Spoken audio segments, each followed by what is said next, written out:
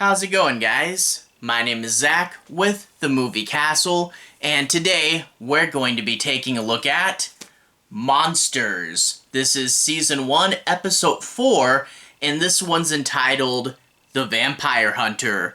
This episode was directed by Michael Gornick, another Dark Side regular, coming over to do some monsters, and stars John Bolger, Paige Hannah, and a special guest, Robert Lansing. And the episode originally came out November 12th, 1988. Now this episode I thought was pretty good and had a really fun idea. You get these characters very similar to the Sherlock Holmes characters, but instead of detectives, they're vampire hunters, and the world of the vampire feels very similar to a Hammer film, which I thought was pretty cool.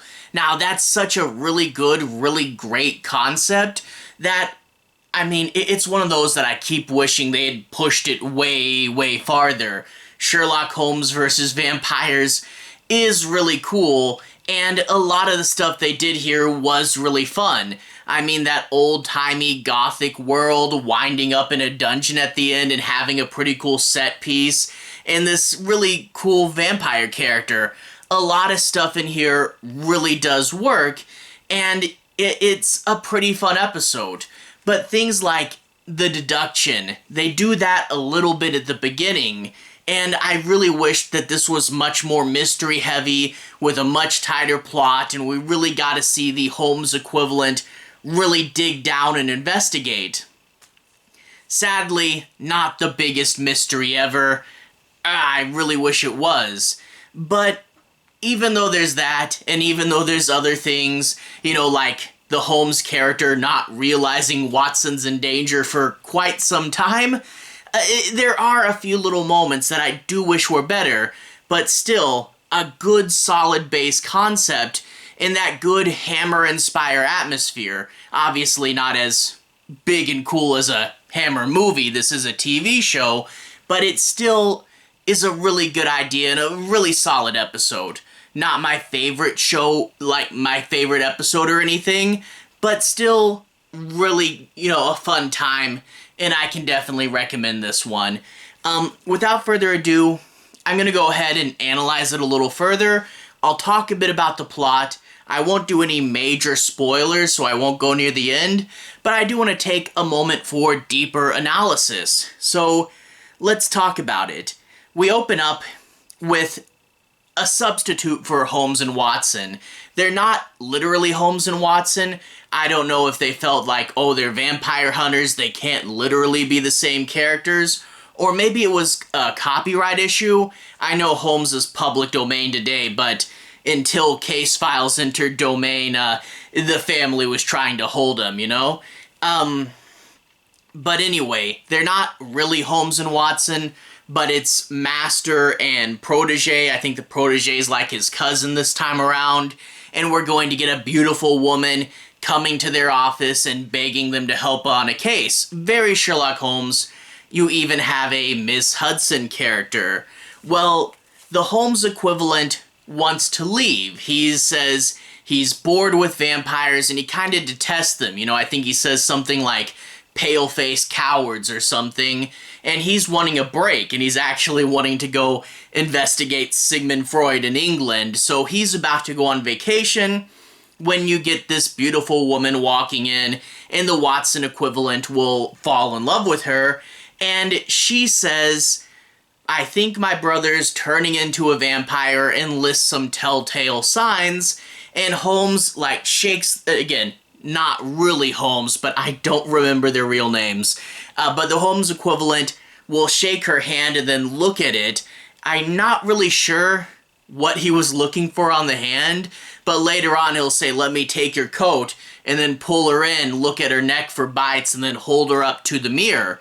And that's what I like. This is a good part of this episode. Deduction, trying to get people to, oh, I'm just going to take your coat. No, I'm going to check you. Haha, I got you.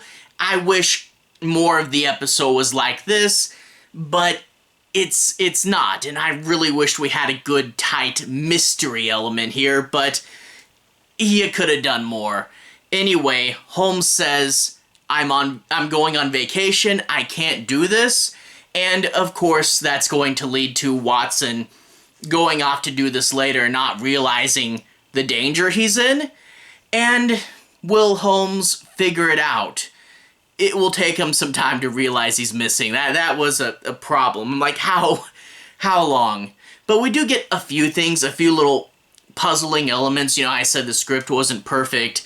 Like, for example, the Holmes equivalent says, I'm not going to do this, I'm going on vacation. And then, of course, he really does investigate. But I do wonder, what was he trying to gain or go after, especially what he knew from the case then? Why did he pretend, even to the Watson equivalent, that he wasn't going to investigate? I think there could have been some reveal with this that instead it just felt a little clunky. And then, like, later on, after he says no, the Watson equivalent's drinking like a glass of milk with Ms. Hudson when he finally says, oh, I can't take this, and runs out to meet her. And like, okay, she was dismissed, and then he had a glass of milk, and then he changed his mind. How long did this take? Like, she's still outside? You would have thought that right after that conversation, she would have left. I don't know, I guess you just hang out outside the door for like an hour or something. I don't know.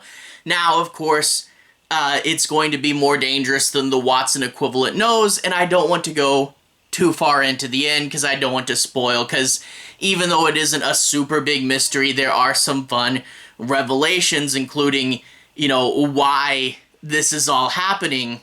I think it's pretty cool. Again, I wish it was more in depth.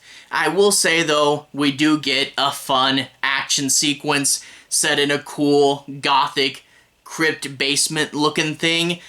That was fun. And I will say the vampire has a good attitude and a cool design in big open shirt and actually has a blue face mask. And it was all working out. It was all looking really cool, except the blue face mask has a stupid mustache on it. Keep the design exactly the same, but take away the mustache, and this vampire would look really cool.